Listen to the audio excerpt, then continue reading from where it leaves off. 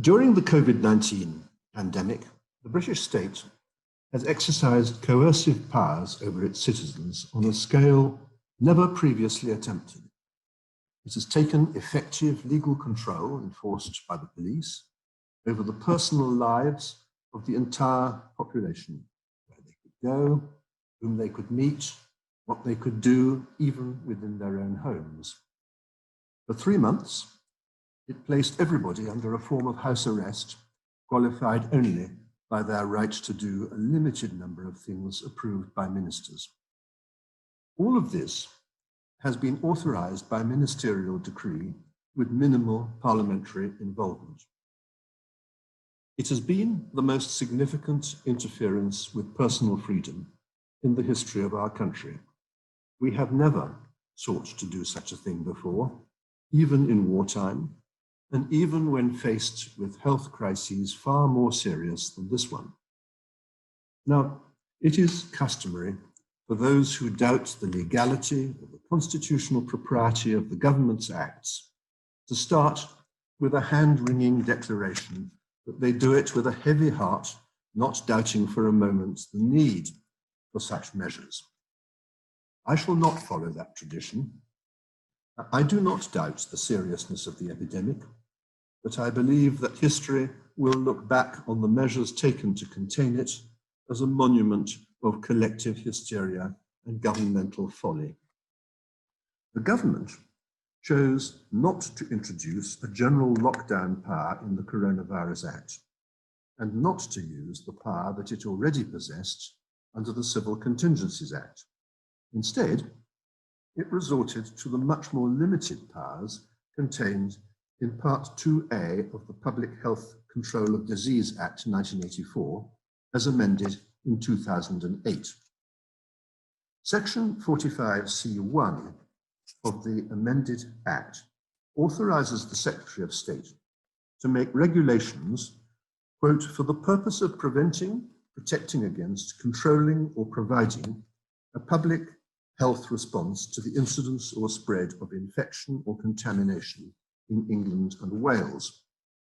Now, that sounds very wide, but the problem about it is that this power is couched in wholly general terms. It is a basic constitutional principle in the United Kingdom that general words are not to be read as authorizing the infringement of fundamental rights. The best known example, the best known formulation of what has been called the principle of legality comes from the speech of Lord Hoffman in Ex parte Sims, a decision of the House of Lords in 2000. His words are well known to lawyers, but they are so apposite as to be well worth repeating. Parliament, he said, must squarely confront what it is doing and accept the political cost. Fundamental rights cannot be overridden by general or ambiguous words. This is because there is too great a risk that the full implications of their unqualified meaning may have passed unnoticed in the democratic process. In the absence of express language or necessary implication to the contrary, the courts therefore presume that even the most general words were intended to be subject to the basic rights of the individual. Now, there are few more basic rights than personal liberty. The effect of the principle of legality is that those proposing its curtailment have got to be specific about it and to take the political heat. So the question is this: what specific powers to curtail personal liberty does the Public Health Act confer? The answer to that question is that its main purpose was to confer extensive powers on magistrates to make orders in relation to particular people thought to be infectious or specific premises thought to be contaminated. The problems begin with the very first days of the lockdown. In his televised press conference on the 23rd of March, the Prime Minister described his announcement of the lockdown as an instruction to the British people. He said that he was immediately stopping gatherings of more than 2 people and all social events except for funerals.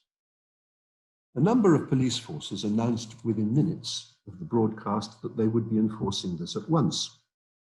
The Health Secretary, Mr. Hancock, made a statement in the House of Commons the next day in which he said this: "These measures are not advice, they are rules."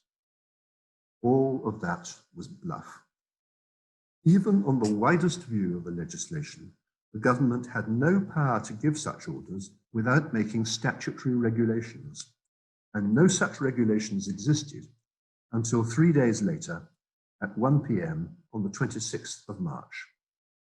The Prime Minister had no power to give an instruction to the British people with immediate effect, and certainly no power to do so by a mere oral announcement at a Downing Street press conference. The police had no power to enforce them. Mr. Hancock's statement in the House of Commons was not correct. Until the 26th of March, the government's statements were not rules. They were advice which every citizen was at liberty to ignore. Now, to complain about the gap of 3 days during which the government pretended that the rules were in effect when they were not will strike some people as a bit pedantic. The regulations were, after all, eventually made, albeit late. But it revealed a cavalier disregard for the limits of their legal powers, which has continued to characterize the government's behavior. Over the following weeks, the government made a succession of press statements containing what it called guidance, which went well beyond anything in the regulations. These statements had no legal status whatever, although that fact was never made clear. The 2-meter distancing rule, for example, never had the force of law in England. Yet many police forces set about enforcing the guidance notwithstanding, until the College of Policing issued firm advice to them that they had no business doing that. Now, why did the government, once they had announced the lockdown on the 23rd of March, wait for 3 days until the 26th of March before making their regulations, and then resort to the emergency procedure on the ground that it was so urgent that Parliament could not be consulted in advance? The obvious answer, I'm afraid, is that Parliament adjourned for the Easter recess on the 25th of March. The government deliberately delayed their urgent regulations so that there would be no opportunity to debate them in Parliament before the recess. A period of 28 days before any kind of parliamentary scrutiny was required was thus extended by the 21 days of the recess, i.e. to the middle of May. These events give rise to concern on a number of counts. The most draconian of the government's interventions, with the most far-reaching economic and social effects, have been imposed under an act which does not appear to authorize them. The sheer scale on which the government has sought to govern by decree, creating new criminal offences, sometimes several times a week on the mere say-so of ministers, is in constitutional terms truly breathtaking. The government has routinely made use of the exceptional procedure, authorizing it in urgent cases to dispense with advance parliamentary approval, even where the measure in question has been mooted for days or weeks in advance. Thus, the original lockdown is imposed without any kind of parliamentary scrutiny until the middle of May, 7 weeks later. Thereafter, there was little scope for further scrutiny. Even the powers which the government purported to exercise were gratuitously enlarged by tendentious and misleading guidance generally announced at press conferences. A special word needs to be said about the remarkable powers of enforcement conferred upon the police. The police received powers to enforce the lockdown regulations by giving directions to citizens which it was a criminal offence to disobey. Fixed penalty notices are normally authorised by statute in modest amounts for minor regulatory infractions, parking and lesser offences. The government's regulations, however, authorized them for a great variety of newly created offences, and sometimes in very large amounts. On the 26th of August, the government introduced by decree an offence of being involved in a gathering exceeding 30 people, and it empowered any policeman in the land to issue a fixed penalty notice of £10,000. This sum, enough to ruin most people, was far in excess of any fine that would be imposed by a court for such an offence. The power was originally advertised as being intended to deal with raves, but it has of course been used for much wider purposes. In particular, it has been used to suppress protests against the government's coronavirus policies. On the 30th of August, the police served a £10,000 fixed penalty notice on Mr. Piers Corbyn for addressing a rally against masks in Trafalgar Square. The regulations contain an exception for political protest, provided that the organisers have agreed a risk assessment and taken reasonable steps to ensure safety. On the 26th of September, the police broke up a demonstration against the government's measures, whose organisers had agreed a risk assessment with the local authority and had taken reasonable steps to ensure safety. The police claimed to have done this because some of the demonstrators had not acted in accordance with the arrangements made by the organisers. So they cleared the square using batons with considerable violence, injuring about 20 people who were guilty of nothing other than attending an apparently lawful protest. There is, of course, a notable piece of selection involved in these actions.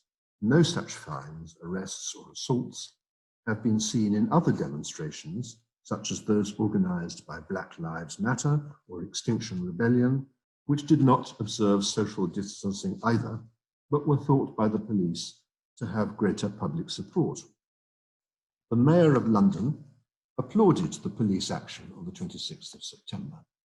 The silence from civil rights organisations such as Liberty has been deafening.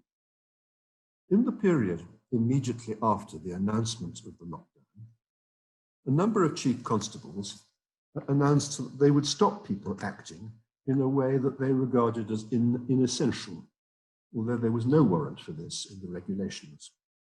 One of them threatened to go through the shopping baskets of those exercising their right to obtain supplies, so as to ensure that they were not buying anything that a constable might regard as inessential.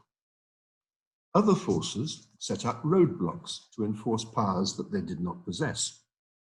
Derbyshire police notoriously sent up surveillance drones and published on the internet a film clip denouncing people taking exercise in the Derbyshire fells, something which people were absolutely entitled to do. When I ventured to criticise them in a BBC interview for acting beyond their powers, I received a letter from the Derbyshire Police Commissioner objecting to my remarks on the ground that in a crisis, such things were necessary. The implication was that in a crisis, the police were entitled to do whatever they thought fit, without being unduly concerned about the limits of their legal powers. That is my definition of a police state.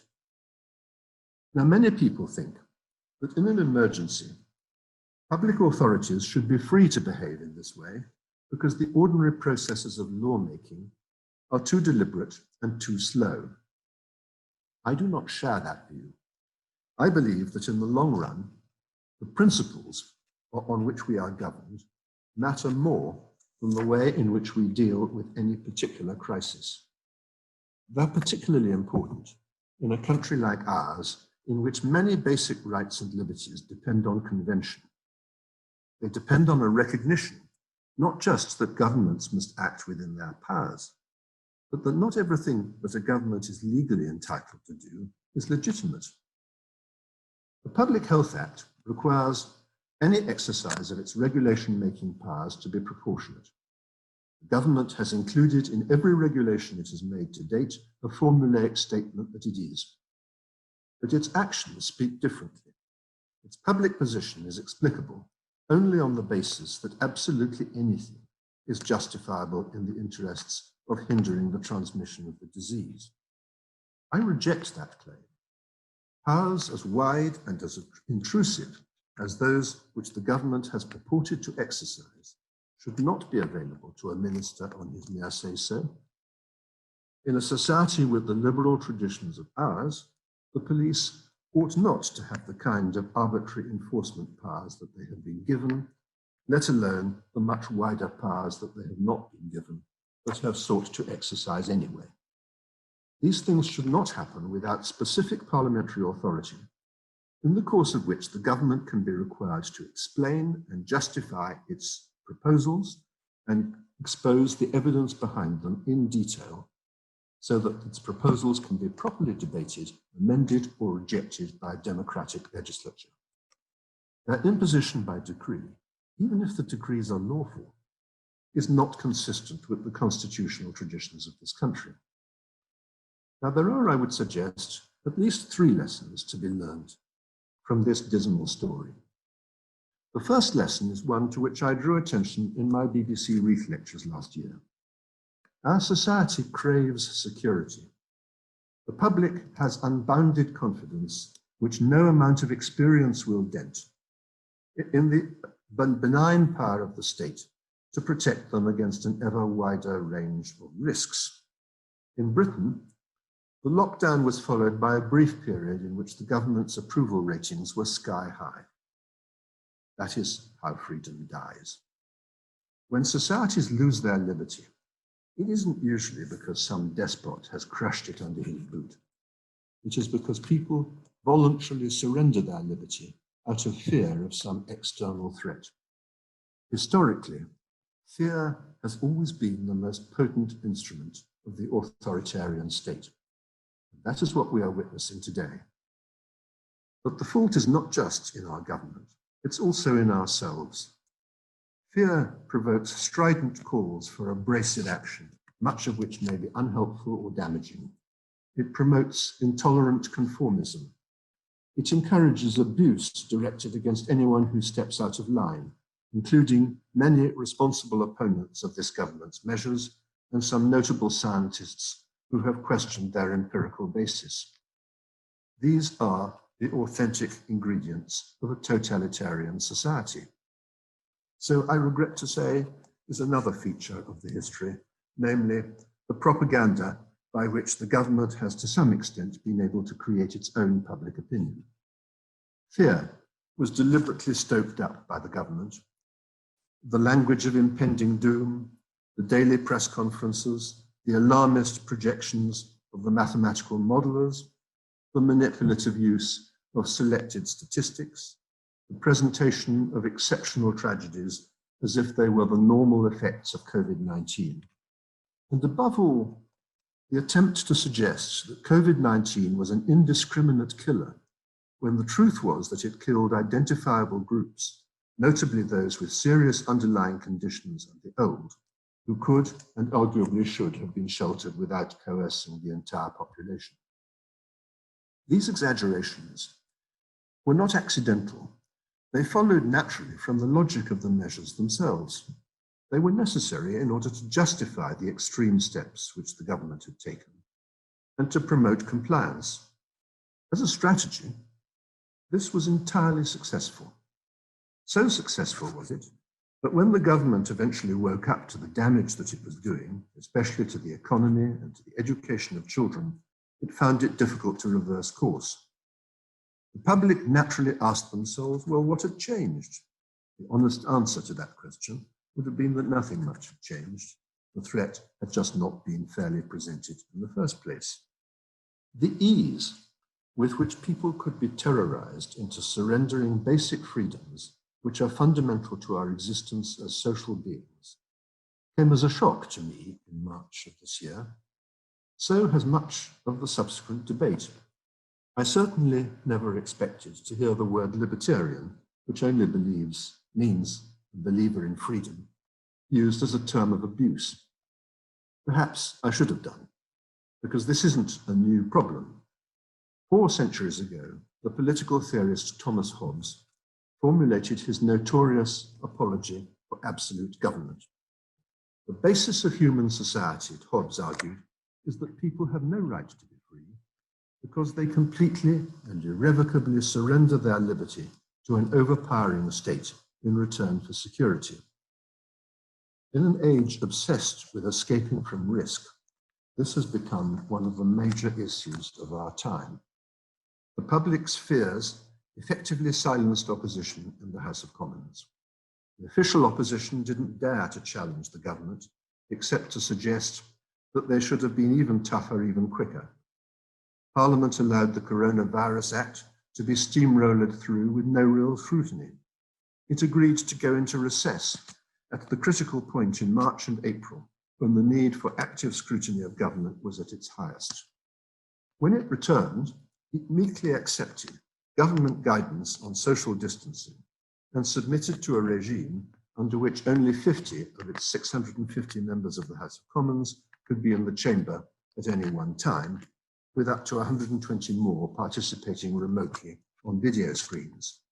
Now that has meant that instead of answering to a raucous and often querulous and difficult assembly whose packed ranks contest governments with the largest majorities, ministers had an easy ride. The exclusion of most of the House of Commons from participating in the core activities for which they had been elected by their constituents was a most remarkable abdication of the House of Commons' constitutional functions. It has reduced its scrutiny of the government to the status of a radio phone-in programme.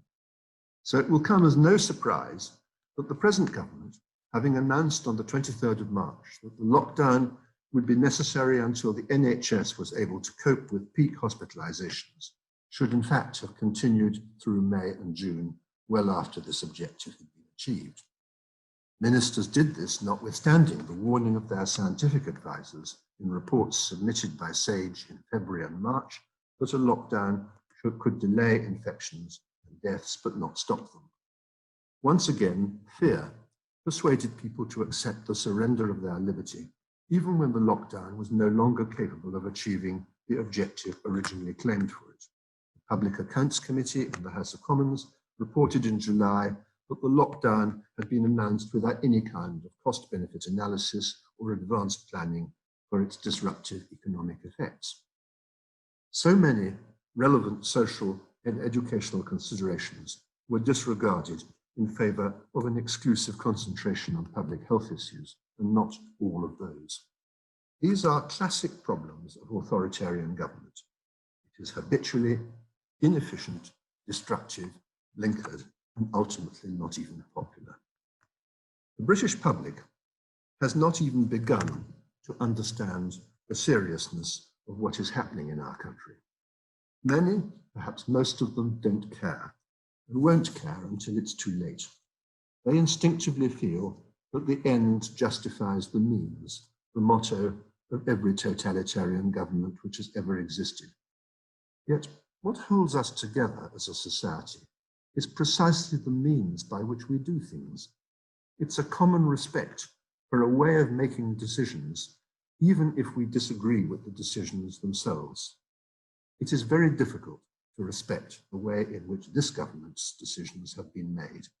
It marks a move to a more authoritarian model of politics, which will outlast the present crisis.